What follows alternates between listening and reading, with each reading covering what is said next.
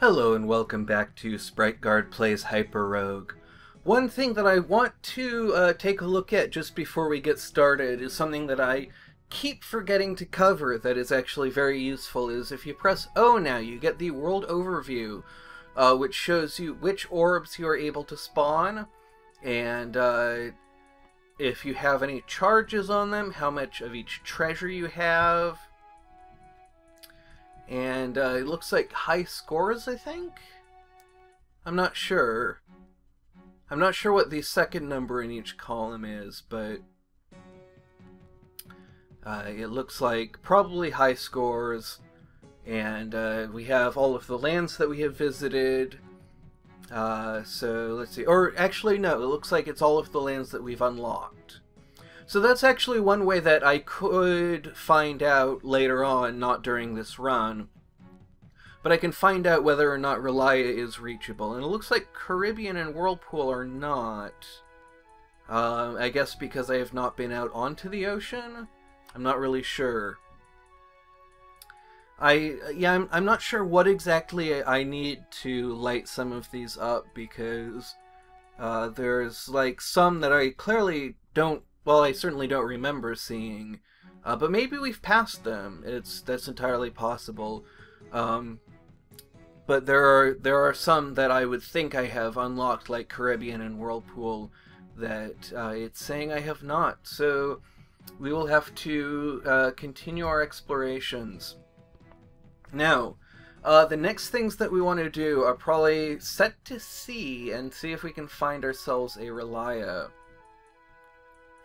So we will wait for the tide to come in, and then we will follow it out. There we go. And hopefully we can follow it closely enough that we can just hop into a boat, but that might not be... yeah, that's not actually possible, because we have to... we have to step into the boat, and then the tide goes out one space every turn. And we end up having to get into the boat, and then the tide moves out. And so we, by the time we get to the boat, the tide has already gone out. And now it's actually slowing down to the point where we very nearly could have gotten that. But we can just wait here, and it won't take very long. There we go. And one more. There we go. Okay. So, we are looking for Relia, which is tricky to find. We have to kind of take some shots in the dark. It looks like this is not a whirlpool, so we can check it out. We'll just wait for the tide, and then we will follow the tide back in. So there we go. And we'll just follow it in until we can see the shore, and then we will make a decision. And make sure that we deal with combat kind of sensibly. It's going to kind of push us out behind the tide a little bit, but that's actually okay, because we will know whether or not we're where we want to go before it becomes a problem. So now we actually have to be careful not to step out of our boat, because that is something that I've done that is quite dangerous. There we go. So, we have made it into Relia. Now the question is, are orbs of teleport important enough that we should go for a 25 in here? And I really can't say. It's not something that I have any real sense to judge. But I know that this is an area that can be very tricky when you get a lot of monsters spawning, and so I think that it's probably wisest to avoid it. It's also... statues of Cthulhu aren't quite as abundant as something like spices, and so I don't want to really tie my fate to being able to find a lot of them quickly. And so I think probably the thing to do is to get 10 grimoires, 10 statues of Cthulhu, and call that sufficient. So let's head in here, see if we can get out past this tentacle. And that should give us a little bit extra time there. So now we should have actually a debt accumulated, so we can pick up a couple of those there. And we're just going to pick them up as they become available to us without really stressing out about whether or not we are exactly at parity, because we'll have lots of opportunities to pick them up in the future. We don't have to pick up one per layer. That's taken us up to 5. We need 10 eventually. And that should be not too much longer. There's 6. I don't actually know now what layer we're on, but we're starting to get some of the cult leaders. So it looks like we're on layer 7, maybe? Yeah, layer 7. So just 3 more, and we can make our way around this tentacle. I still don't actually know whether or not tentacles have ends. I think they just keep growing and growing forever, but that is not something I've ever really... I mean, if they do end, they are so incredibly long that it is very difficult to find their end, because I know that I've seen Fififionek, or no, Vipul. Vipul actually did this thing involving tentacles to get 109 mirror shards, and it involved leading the tentacles incredibly far, much farther than I would ever have an opportunity to lead them, and so I think that it's very unlikely that they end, but it's still possible simply because I don't know. There are so many numbers, and we have so few of them are familiar to us. It's difficult to even get an intuition for just how large numbers can get, even within the bounds of like computation. Like 2 to the 64th power is not actually a number that we have any context for. So we have our grimoires, we have our phoenix feathers, we have our statues of Cthulhu. 5 more Hypersian rugs are probably the next thing to get. And that should not take too long, not be too difficult. We may need to cheese it a little bit simply because the palace is pretty tricky, pretty dangerous, pretty slow. There's a lot of obstacles. We're, I guess, not going to have an opportunity to melt through that wall. I do want to escape into the Icy Land because I do think that it is a little bit safer than Relia right now. We have kind of fewer moving parts in the Icy Land.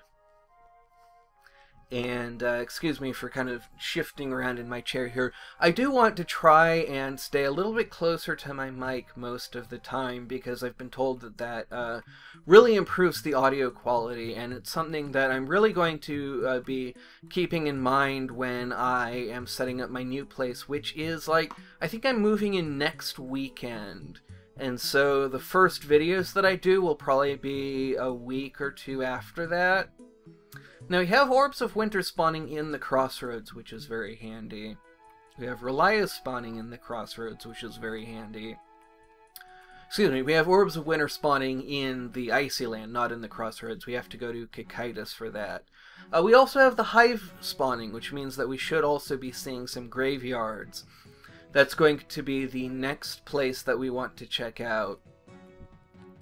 And it would be really great if we could find one... actually, I just saw out of the corner of my eye, so let us take this Orb of Flash into the graveyard and see how far away from the Crossroads we can put our explosion. I think this is a good place. Yeah, so from here we can see the Crossroads. And the area that we can see our hole from is going to be much larger. And so now it's just a matter of keeping an eye on it and reaching out to grab these, whatchamacallits, Necromancer's Totems.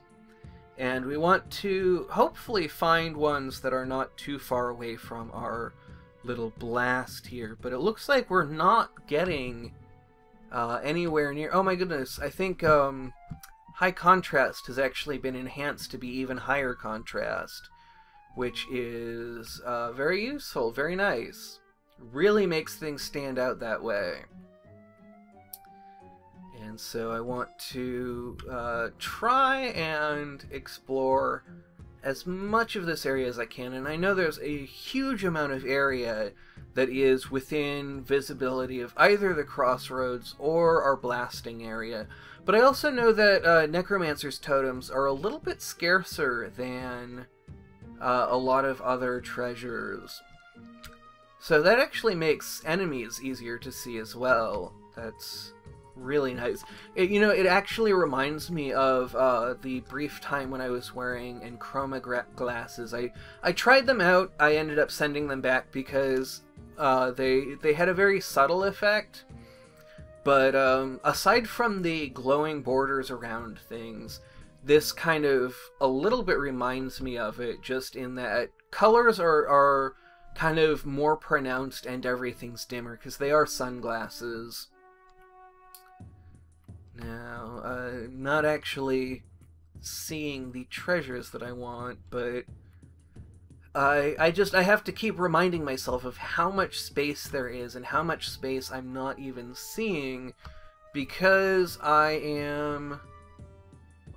Orb of Shield. Oh, Orb of Shielding. There's an Orb of Shielding over there because of the 25. Because I was looking at that and I was like, we haven't gotten our 10 Necromancer's totems yet. How can there be an orb? And of course it was an orb from a different land. So that's really cool seeing that in action. So let's see, we have the shadow coming up behind us. We have these 2 Necromancer totems that are just far enough away that I want to be a little bit careful about how we manage the combat here.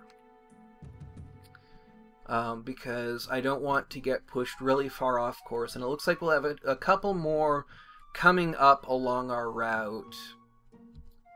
So there's one of those, and then we can hopefully use our shadow to find our way back to... Yes, I see the heptagon. So it's northwest corner of where I'm standing. I'm just going to reach over here and try and head as much in that direction as I can. There we go, we got it. And now we're going to kind of wind back around here, see if we can... There we go. So now we're actually seeing some that are much more kind of in the positions that I was hoping for. We're going to have to go a little bit afield to get that one, but not too far. And then we may have to go around to get around the shadow here.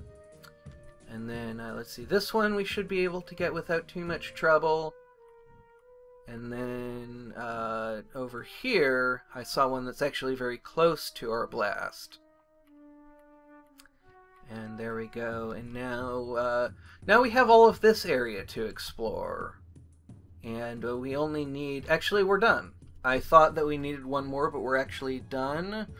And so let's head back into the crossroads. And we even have 2 crossroads here to choose from, though there's basically no difference between them. Let's see, so that's 90 treasures, but that is not 9 types. That is 1, 2, 3, 4, 5, 6, 7. 7.5 types. So we are going to be on the lookout for a palace. Let's see, the Living Cave is actually someplace we should poke our heads into because it's not too difficult. And it's a place where we can get another treasure. The orb from the Living Cave is not particularly valuable to us here. But it's one more just place to knock out. And it's a good place. The Living Cave is a very good place to work on orienteering because it does have a great deal of regularity. Now here's one of the striped dogs. I did notice that, I'm not sure which patch it was, but in a recent patch, the dog sprite got a little bit more dog-like. And I thought that was pretty neat. I was looking at the, because I have like an older version on my cell phone, and I noticed that the dogs looked slightly different, and I was kind of like, am I just imagining things, or is this really happening? And I had to go back, and luckily I had that older version on my cell phone. I was able to look back and see that in fact they had changed. So I liked the new sprite, I liked the old sprite. I'm not especially... It's like I don't have a really strong opinion either way, but I think it's neat that they changed... that such a small little thing changed, and I think they do look a bit more dog-like. So that is pretty cool. We are now picking up dead orbs, so that is another part of the quest that we are moving along. We do not have to do the shenanigans with the minefield that we had to do in the last one. Because of the unlockable power, we now actually have the opportunity to start clearing the minefield when we're ready. So here I'm actually going... I saw this palace that is bordering on a living cave, and I thought that this would be a good opportunity to kind of work on two areas at once. That's something that I don't think has a huge impact, but makes things a little bit more consistent. And the change, it looks like the shape change has been made to all of the dogs in the game. So let's see, we want to get to the other side of this wall ideally. And that's kind of... This may actually end up being good practice for the princess quest. Whoops. Okay, so we got some doors shut by a guard. So rather than, like, really push forward as if we were doing a princess quest and I was really committed to working my way along there, I'm actually going to cut my losses, head back over this way. We still have a lot of territory for us to explore. I've actually been having dreams about this game recently, and going through the palace has kind of reminded me of that. Had some dreams about trying to find my way through the palace and getting lost, and now I really want to check if there's any guards who might trigger the red plate over here. And how are we doing? That's actually, we are done now. We can pick up that orb of shielding. That's such a cool addition. I'm so like thrilled with that. It's a really nice effect. It's really kind of does add something to the game that kind of creates a risk-reward that it's turning out the reward is looking to be very much worth the risk. I was worried that they would be too rare, because I remember Zeno mentioning that he wanted to keep it very rare. So I was kind of worried that it would be so rare that it would not actually be worthwhile. But it looks like he struck a really good balance. And yeah, that's going to be something that's going to kind of inform my play in the future. So the next thing we want to do is find our way to another living cave, and we are going to pick up some useful stuff along the way, like teleport and dead orbs. And I want to actually, I remember seeing a teleport. I don't remember if that one was it, but having teleport in our pocket is going to be so valuable. And we are actually also going to be on the lookout basically for an orb of safety, because as I mentioned, I do want to continue trying to keep these a little bit on the shorter side, just for my own sanity, and kind of also to increase my output, because as I mentioned in the previous part of this episode, one of the things that's kind of been preventing me from uploading as many videos as I want is just the amount of time that it takes to prepare and upload a video. And it takes like twice as long to prepare them for upload and then upload them as it does to actually record them, or more than twice as long even. And so I want to keep them on the shorter side. I am going to check the time just because... Okay, so this is actually a little bit longer even than I wanted to go, but that's fine. So, in the next part of the episode, we are going to be looking for an ocean to set out on to see if we can get the Orb of Time. And we're also going to be looking for a vineyard that we can burn down to get the Orb of Ether. Let's see, how many types do we have? 1, 2, 3, 4, 5, 6, 7, 8, 9 types. So we will also be looking out for Hell, and we will be looking to make our way into Hell, get our Demon Daisies so that we can get into the Cocytus and get an Orb of Winter. So all that is coming up in the future. Until then, thank you very much for watching and have a great rest of your day.